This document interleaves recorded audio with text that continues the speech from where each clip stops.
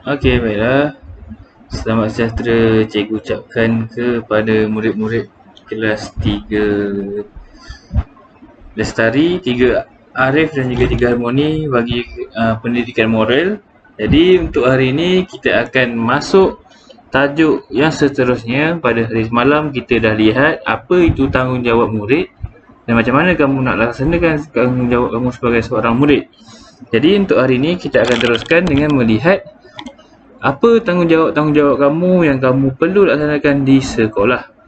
Seperti mana yang kamu tahu, sebagai seorang murid, kamu di sekolah akan menerima pelbagai jenis jawatan, antaranya jawatan ketua kelas, jawatan petugas stor sukan sekiranya ada, jawatan pengawas sumber dan juga pengawas sekolah yang selalu kamu lihat berbaju biru dalam kalangan kamu.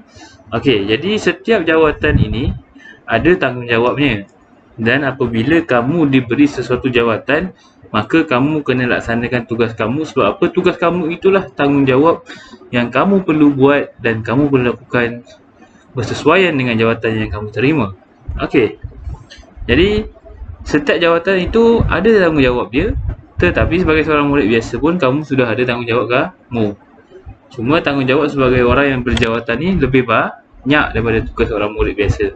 Okey, jadi cikgu kita akan lihat buku teks kamu pada muka surat 18 dan juga muka surat 19. Tanggungjawab di sekolah. Okey, selepas cikgu beri penerangan ini, selepas ini kamu akan jawab soalan menggunakan live worksheet. Nanti kamu dapat buat semua, kamu hantar markah kamu kepada cikgu. Okey, jadi kita akan lihat 4 tanggungjawab utama yang kamu selalu lihat di sekolah. Okey, yang pertama. Okey, tanggungjawab yang pertama ialah tanggungjawab sebagai seorang pengawas pusat sumber. Okey, pengawas pusat sumber ialah pengawas yang mana tugasnya adalah lebih kepada penjagaan pusat sumber ataupun orang Inggeris panggil library. Okey, pusat sumber ni di mana terletaknya buku-buku yang kamu boleh baca, kamu boleh pinjam, kadang-kadang kamu pergi ke pusat sumber untuk buat buku ni nilam dan sebagainya. Okey, jadi sekiranya kamu dilantik sebagai seorang pengawas pusat sumber, ada beberapa tanggungjawab yang kamu perlu lakukan. Okey, yang pertama, antara tugas seorang pengawas pusat sumber ialah menyusun buku di rak supaya kemas dan teratur. Okey, kalau kamu lihat, sekiranya kamu pergi ke pusat sumber, jarang-jarang kamu akan lihat buku itu tidak disusun dan berterabur. Selalunya buku-buku akan disusun secara kemas, kamu boleh dicari. Okey, kalau ini ruangan matematik, kamu akan jumpa segala buku berkaitan matematik. Kalau kamu pergi ke ruangan bahasa Inggeris, kamu akan jumpa segala bahan yang mengandungi bahasa Inggeris. Begitu juga dengan bahasa Melayu, adalah cerita-cerita bahasa Melayu, bahan pelajaran bahasa Melayu dan sebagainya. Jadi sebagai seorang pengawas pusat sumber, tugasnya ialah menyusun bahan-bahan ini supaya memudahkan orang lain untuk mengakses atau menggunakan pusat sumber dengan lebih baik dan teratur. Okey, kalau cikgu terangkan tadi, itu tanggungjawab seorang pengawas pusat sumber. Okey, bagaimana pula tanggungjawab kamu di pusat sumber? Apa tanggungjawab kamu? Sekiranya kamu berada di pusat sumber, apabila kamu sudah mengambil buku, cara untuk kamu jadi seorang murid yang bertanggungjawab ialah apabila kamu sudah ambil buku, kamu sudah baca, maka kamu letak buku tersebut pada tempat yang kamu ambil. Meletakkan sesuatu sesuai pada tempat asalnya. Okey, jadi kamu bersifat bertanggungjawab. Kamu bantu rakan pusat sumber kamu dan juga orang lain untuk mencari buku yang kamu dah baca tadi. Tak adalah orang lain nak pinjam, tak jumpa buku yang kamu dah ambil tu.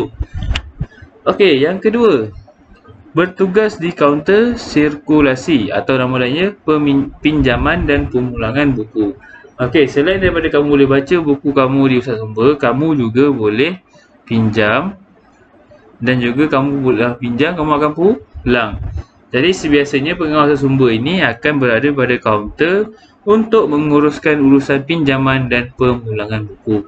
Sekiranya buku yang kamu pinjam itu hilang, maka kamu kena laporkan kepada pengawas sumber dan pengawas sumber akan berbincang dengan guru sumber apa tindakan yang kamu perlu lakukan dan apa yang kamu perlu buat. Adakah kamu kena ganti atau kamu kena bayar, itu terserah pada hasil perbincangan antara pengawas sumber dan juga guru pusat sumber. Okey, itu untuk pengawas pusat sumber.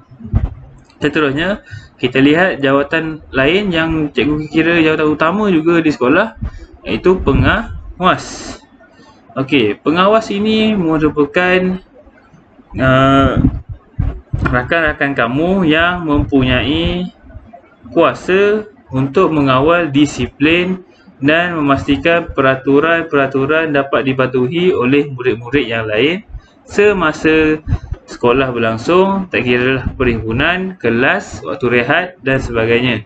Maka cikgu boleh katakan bahawa pengawas ini umpama polis-polis yang memantau kamu dan memastikan kamu tidak melakukan sebarang kesalahan apabila berada di sekolah.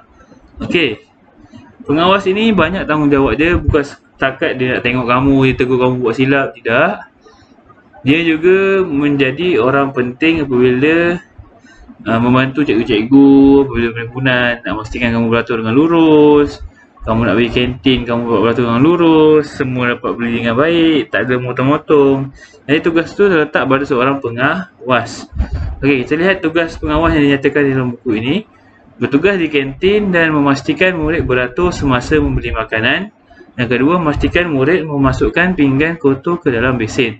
Okey, kalau kita lihat dari buku ini, dia tekankan bahawa tugas seorang pengawas itu ketika berada di kantin. Okey, apabila berada di kantin, selain daripada kamu sendiri yang memastikan pinggan yang kamu makan tu kamu letakkan di besen, di tempat yang ditetapkan, pengawas juga akan tolong mengingatkan kamu. Okey, tapi kamu kena ingat, pengawas bukan hanya bertugas di bahagian kantin sahaja, tetapi dia bertugas di seluruh bahagian sekolah. Okey, seterusnya, ketua kelas. Okey, ketua kelas.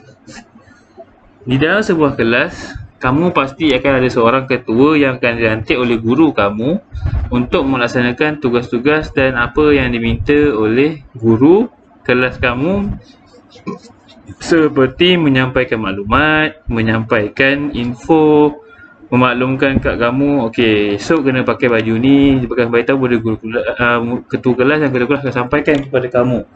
Okey, antara tugas sampingan seorang ketua kelas adalah memastikan switch ditutup sebelum keluar, memastikan maklumat komputer dikemaskan sebelum keluar. Nanti ketua kelas ni merupakan orang terakhir yang selalunya keluar daripada kelas. Sebab apa? Dia kena pastikan apabila dah tinggalkan kelas semua kelas dalam teratur, dalam baik. Dia memastikan dalam kelas bersih dan sebagainya. Okey, dan akhir sekali petugas stor sukan. Okey, petugas stor sukan ni jaranglah ada. Tapi sesetengah sekolah ada petugas stor sukan. Petugas stor sukan ni lebih kepada membantu guru pendidikan jasmani, guru PJ dalam memastikan barang-barang di stor sukan digunakan dan dikembalikan dalam keadaan yang teratur bagi memudahkan orang lain untuk menggunakan barang tersebut apabila sudah selesai satu-satu kelas PJ sebagai contohnya. Okey, kita lihat contoh tugasnya. Menyusun peralatan sukan selepas menggunakannya, membantu guru semasa hari sukan. Okey, berkaitan petugas sukan ini lebih kepada aktiviti-aktiviti ataupun program-program yang berkaitan dengan sukan di sekolah. Okey, jadi itu antara tugas-tugas seorang murid yang diberi tanggungjawab yang berbeza di sekolah. Yang pertama, kita ada pengawas sumber, kita ada pengawas, kita ada ketua kelas, kita ada petugas stor sukan. Kalau kamu lihat, banyak lagi tugas-tugas yang lain, dan tidak lupakan tugas kamu sendiri sebagai seorang murid biasa. Jangan ingat apabila kamu menjadi murid biasa kamu tidak ada tugas. Tugas kamu bahkan lebih banyak. Cuma mereka ni, walaupun tugas kamu banyak, mereka lagi banyak daripada kamu. Itu sahaja beza dia. Contohnya, tugas kamu memastikan sekolah dalam keadaan bersih, nampak sampah kamu buang, apabila nampak kekotoran kamu bersihkan, menyiapkan kerja sekolah, membantu guru. dan sebagainya lah. Itu antara tugas-tugas biasa seorang murid. Kamu juga kena lakukan. Okey. Itu sahaja yang cikgu akan sampaikan untuk hari ini. Selepas ini cikgu akan beri latihan yang berkenaan dengan pendidikan moral secara umum. Cikgu nak kamu jawab. Okey. Lepas kamu jawab nanti, kamu tunjukkan markah kamu kepada cikgu nanti. Jangan risau. Kalau siapa yang boleh print, print lah. Tapi cikgu lebih galakkan kamu jawab sahaja tu. Selepas siap jawab, kamu tekan check my answer dan dapat markah terus. Okey, faham? Jadi setakat itu sahaja yang ingin cikgu sampaikan untuk pelajaran kita pada hari ini. Secara kesimpulannya, setiap murid memiliki tanggungjawab yang berbeza di sekolah. Jadi dalam memastikan sekolah dapat berjalan dengan lancar, setiap orang perlu memainkan peranan dan melaksanakan tanggungjawab mereka di sekolah agar tidak berlaku sebarang kesusahan dan kamu sendiri dapat belajar dalam keadaan yang lancar, dalam keadaan yang seronok dan dalam keadaan yang harmoni. Apabila tugas-tugas ini tidak dilaksanakan dengan baik, maka akan berlakulah sedikit sebanyak masalah yang akan menyusahkan kamu ketika kamu nak belajar. Bagi contoh, kamu seorang murid, kamu tidak bertanggungjawab, kamu kacau kawan kamu, maka berlaku kegaduhan. Maka kamu sendiri yang lain, walaupun kamu tidak bergaduh, kamu sendiri rasa tidak selesa berada dalam kelas tersebut. Okey? Jadi setakat itu sahaja apa yang cikgu akan sampaikan pada hari ini. Cikgu ucapkan terima kasih kepada murid-murid yang sudah menonton pengajaran cikgu hingga habis. Jadi selepas ini kamu boleh jawab latihan menggunakan link dan worksheet yang cikgu berikan dalam grup nanti. Okey, cikgu ucapkan terima kasih. Dan kita ada seminggu lagi pengajaran secara PDPR. Selepas itu kita akan bertemu di sekolah. Okey.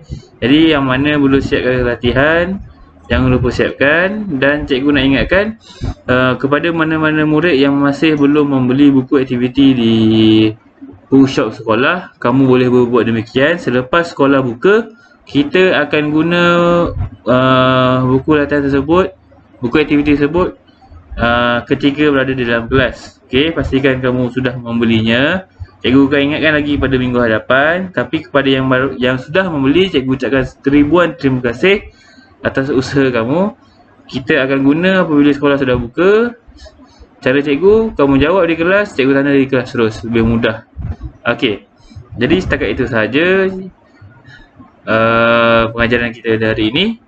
Jadi cikgu ucapkan terima kasih dan selamat menjawab latihan yang cikgu akan beri sebentar lagi. Okey, terima kasih semua.